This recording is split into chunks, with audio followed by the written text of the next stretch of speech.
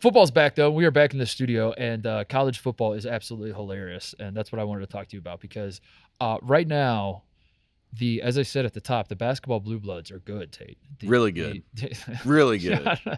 Kentucky really is. Kentucky is a top 10 team right now, and that's not a joke. It's not like an exaggeration. No, they're quite literally the number 9 team in the country, and they went to the Swamp. The team that America fell in love with last week, Florida, gets stomped out by Kentucky. So where did we land on the we were laughing about Mark Stoops versus John Calipari, and I can't remember where we landed on this. And has Cal come out and Cal was on the bandwagon? Have you seen he was on the bandwagon? Yeah. I was asking seriously. I haven't seen it develop. Put on Instagram like a picture of them winning and was like, "This is what this program does." Oh, nice! Like he is fully on the bandwagon of UK football. In fact, in John Calipari's mind, none of that ever happened. And if you bring it up, you're done. Get out of his face. You're wiped away. So the beef is squashed. It's not only squashed, he's on the wagon. Like he is literally loading the wagon. And they're like, "Is that Coach Cal?" And he's like, "What's up, baby?" It's a rubber band effect. He's now overcompensating. And yes. he loves Kentucky football more than Mark Stoops does. He's like saying things that Mark Stoops is like, "Don't say that. Like, that's putting too much pressure on my guys." He's like, "We're not losing a game this year. Watch out, Alabama." I was thinking about it though, of all the teams that are Kentucky being good.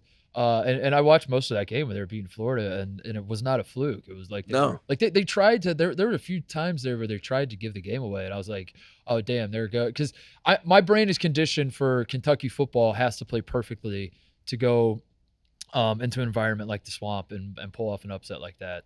And when mistakes start happening, they're screwed. So when mistakes started happening with Kentucky, I'm like, oh, okay, well, yeah, there it goes. And then they kind of ran away with the game. They kind of dominated the second half of that game. End up winning by 10. Yeah. And yeah, Kentucky's like a legitimately good team. I don't know how good the rest of the teams are. I think Kansas beating West Virginia. Kansas has my attention for real.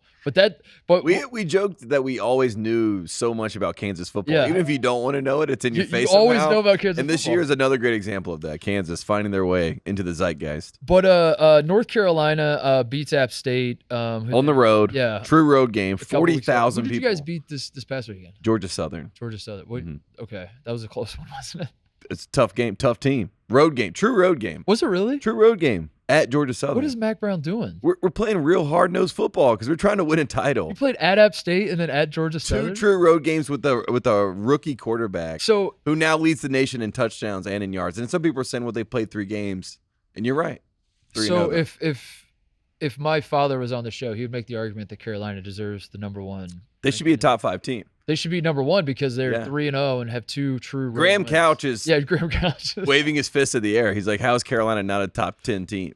So Kentucky, I want to get to the point I was going to make, which is that Kentucky, I think, is actually very good. Yes, they're real. I'm not alone in that thought. Obviously, they're a top 10 team.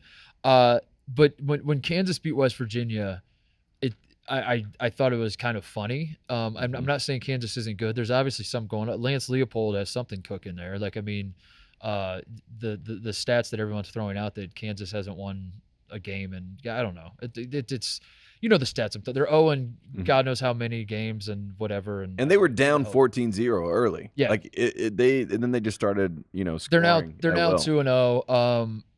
And I can't help but think that's funny to me. And I don't know how good they are, but that one was funny. And then I started thinking through, like, what are the funniest of all these football schools, again, or all these basketball schools that are now football schools? Again, Kansas, Kentucky, Duke, North Carolina, Indiana, UCLA.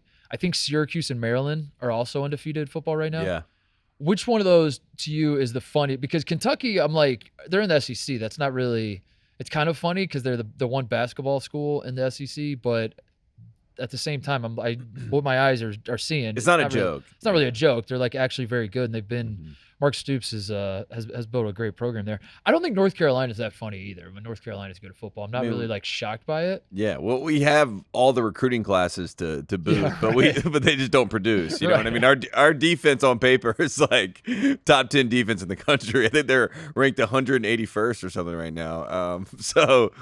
There you go. And I think UCLA is not funny to me whenever UCLA can football, be good because UCLA it's like they beat LSU. I was at that game last year. Yeah, like UCLA football should be good, but Indiana, Kansas, and Duke. I don't care how many years they could go. I mean, Kansas went to a damn Orange Bowl not that long ago. Yeah, I mean, 07, something like that. Yeah, 15 years, I guess. Starting to get a long time, but yeah. Kansas will always be funny to me when they're good at football, and Indiana. I think those are the two. But how do you? What's the funniest of all the basketball schools? You're like, this is hilarious. I hope they go undefeated because that would, just for the memes alone, it'd be. Yeah, this is how you know I'm being objective. The funniest would be Duke, and Duke plays at Kansas on September 24th. There's a head-to-head bloodbath on the way. Yes, Duke at Kansas September 24th, and to me, whoever wins that game is the funniest, right? Because Kansas, Duke, those are the two teams. Like when I saw Duke blowing out Temple, I had to look back at the bottom line to say, did they flip those scores? What happened here? And Matt Rule should go back to Temple. That's my new thing. He needs to go back to Temple. He'd be a great coach at Temple. But anyways, Duke would be funny. Kansas is definitely the funniest, though. Kansas fans would admit that. Because even Kansas basketball fans are, they hear those jokes that we talked about that are gone right now, which is they're ready for basketball season. I think Kansas and Indiana are on another level of Indiana's funny of being one dimension. Like if it's a football or basketball thing, the sliding scale of how much they care about basketball versus football. Mm-hmm. It's Indiana and Kansas. I think they're on. But I've seen Indiana fans like turn into football fans more so than I think I've seen Kansas fans. That's true. I'll say the like I want to give Indiana the benefit of the doubt. Here's the thing. It's that there's a trickle down from the pro situations, and Indiana football in the state of Indiana. Obviously Notre Dame has been a notable program its entire existence. Purdue has been in and out for there were periods where Drew Brees era. Okay, I'll just say it. Drew Brees.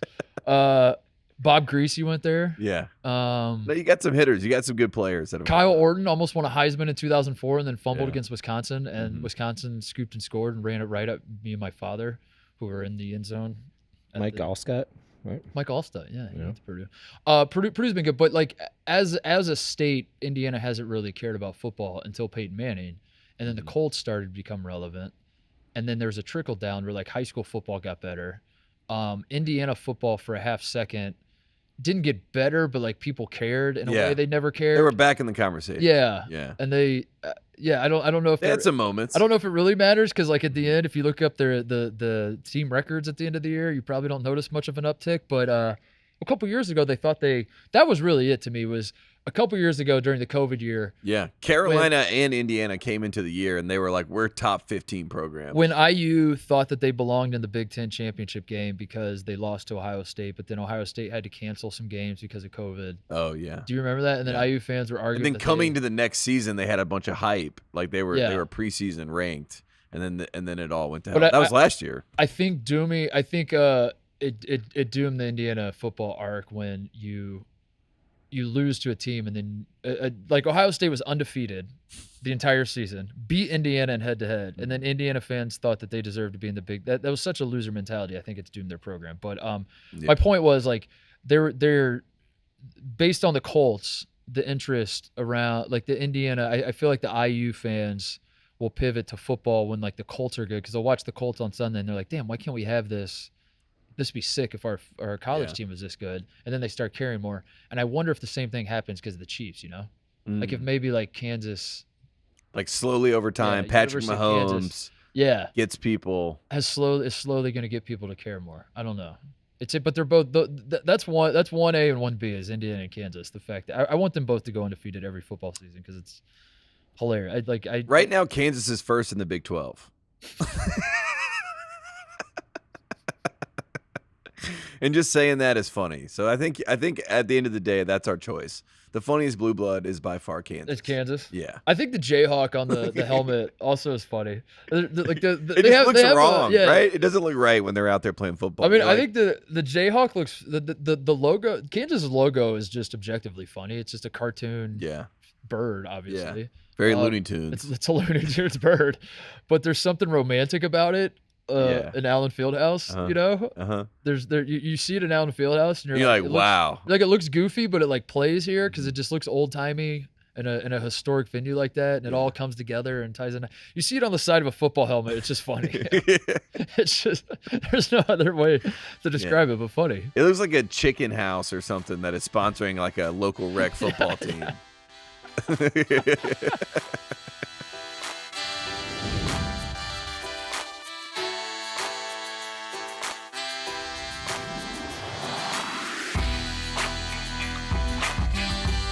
Hey there, thanks for watching Titus and Tate. For the full friend of the program experience, subscribe right below and come join us for all things college basketball. The action is heating up. Come join Titus and Tate.